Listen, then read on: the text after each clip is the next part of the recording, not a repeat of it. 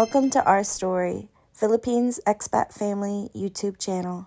Thanks for watching, and we hope you enjoy our dual citizen story. Don't forget to like and subscribe. Y'all, welcome to episode 4 of Philippine Expat Family. A lot has happened. I'm excited to update y'all. But first of all, I did my makeup for you guys. So just for you guys. So just be grateful. Tell me I'm pretty. And all will be well in the world. Just kidding. No, but really. So, what happened recently? So, last you guys heard, we looked at a house and I put in an offer, and it has been a shit show. First of all, I don't even know where to start, but the experience has been horrible. So, buying a house in the Philippines, let's just say that they don't have real estate agents like they do here in America. Like, when you buy a house there, you work with a broker. You have like pretty much no choice on who you work with if you have a specific house that you want, because agents, not like here where real estate agents have access to any house on the market. Over there's like assigned brokers to certain houses that act as the middleman between you and the seller. So, with that said,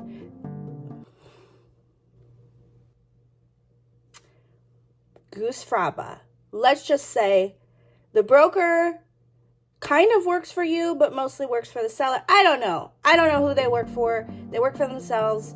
So it's, the process isn't as fair, or as it's slow. It's a very slow process. Like, if, for instance, I'll check in a month. By the way, yeah.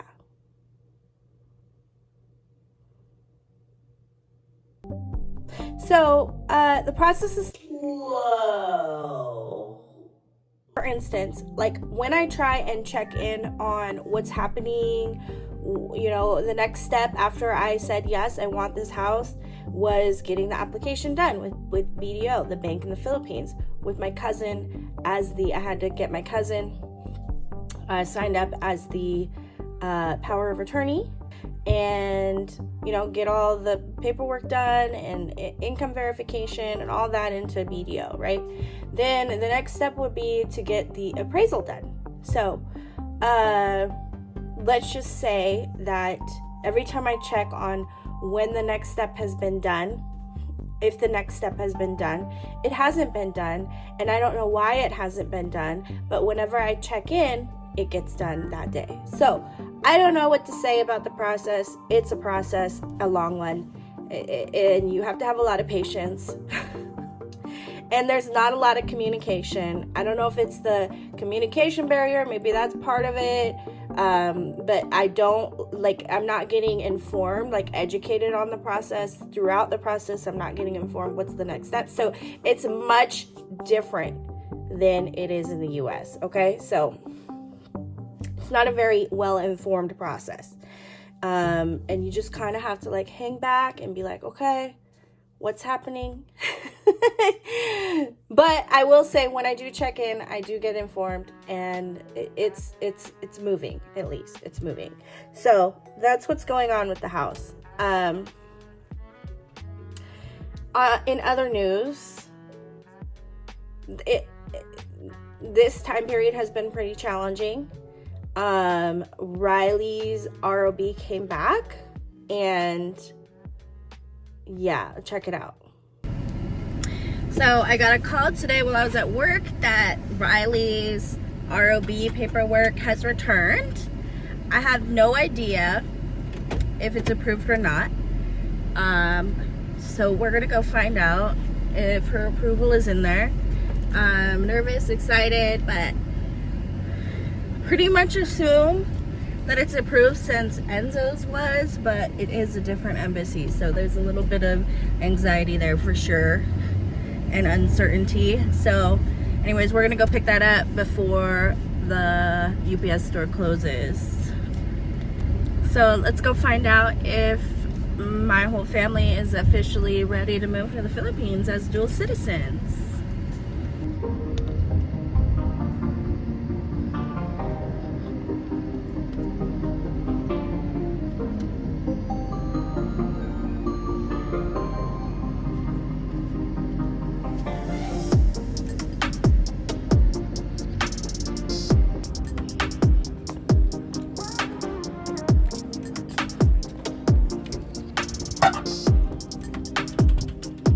Hi. Yeah. Sarah Marlin. When I came in, I was like, Yeah. I had my headset on, I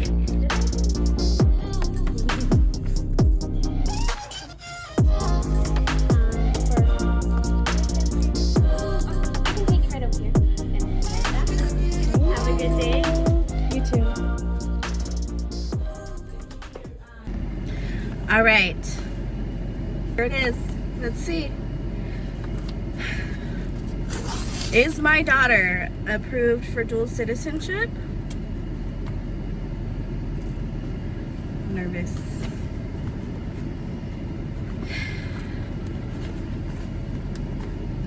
It's like really stuffed in here. Hold on. Let me like rip this open a little.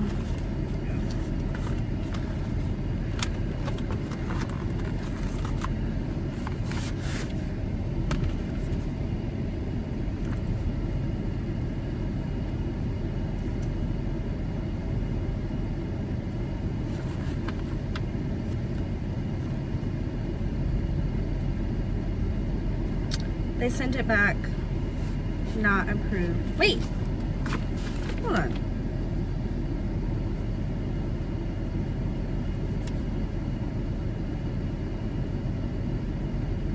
Wait, there's all these notes, like, so confused.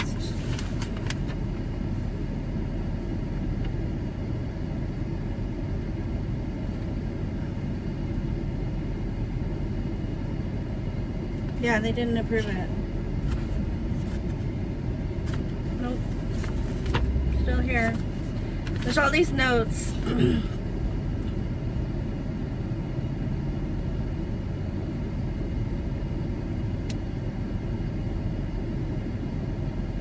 Saying that I didn't provide affidavit of explanation, but I did.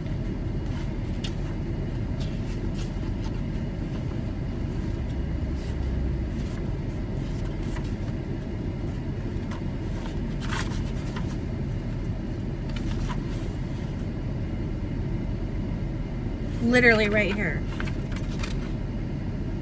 Seriously?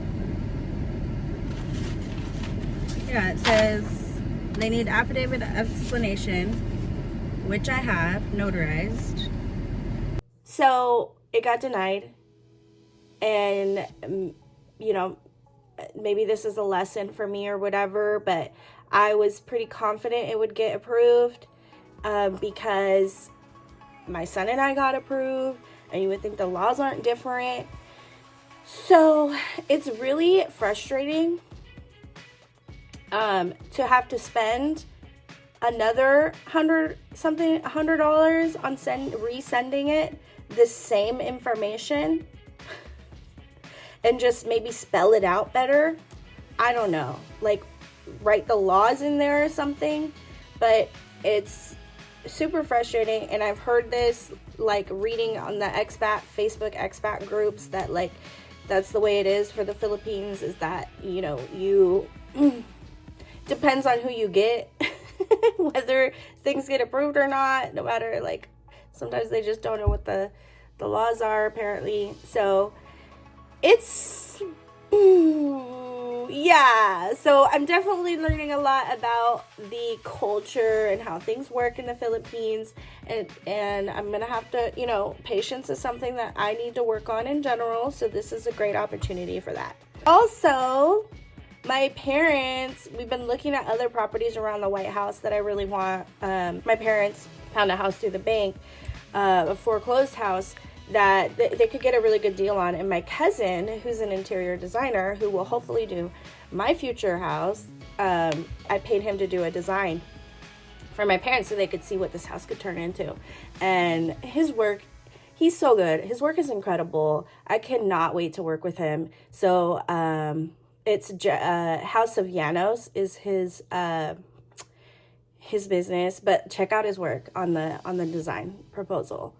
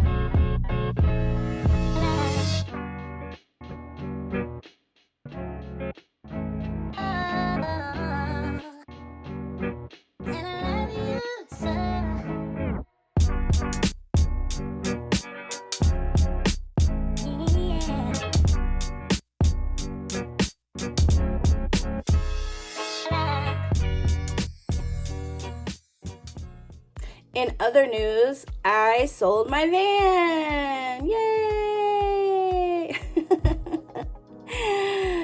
Also, something really hard. It's been so hard, you guys. Like, selling my van, that was the van that I got when I was still married to my kid's dad, and I was like, I need a van to fit all these kids. So I've had this van since before my children were born, and it's been tried and true. I've gotten a lot of work done on it. It's like so much of on it is brand new. So I'm like super confident in this van. It's super reliable. So to let go of this van, okay, is hard. The reason I let go of it is because I could use the money now, and because it costs like $5,000 to send it over. So, I mean, I don't know what you guys would do, but I think that's kind of common sense on getting rid of it. I sold it this early in the process because my friend needed a reliable vehicle, and she has one that's not so reliable, that I was like, why don't we do a deal? Because I'm like, I want to make sure I have a little bit of a cushion for when hopefully this house goes through. So I was like, let's do a deal where you buy the house now, or buy the house. You buy the van now, and just let me use your clunker. And so that's what we're doing right now. I'm driving this clunker. It's she's not bad.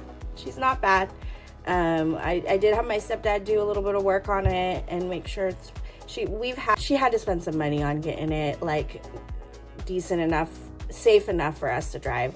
But I mean, it's got some issues, but it's at least safe at this point. And I don't drive that much. I don't think I drive as much as she does. So I think it's a good deal. Sometimes both of us think it was a bad idea, but it's working out, you know, it's all good. And I got money, so that's nice. So anyways, that wraps up episode 4. Let me know what you guys think in the comments. I shouldn't say this because I know I could possibly get torn into pieces, but what did y'all think about the decisions that I made? Would you have done the same thing, or would you have done something different? And have you ever had to deal with a horrible house buying process? Let me know in the comments. I'm really interested. Bye.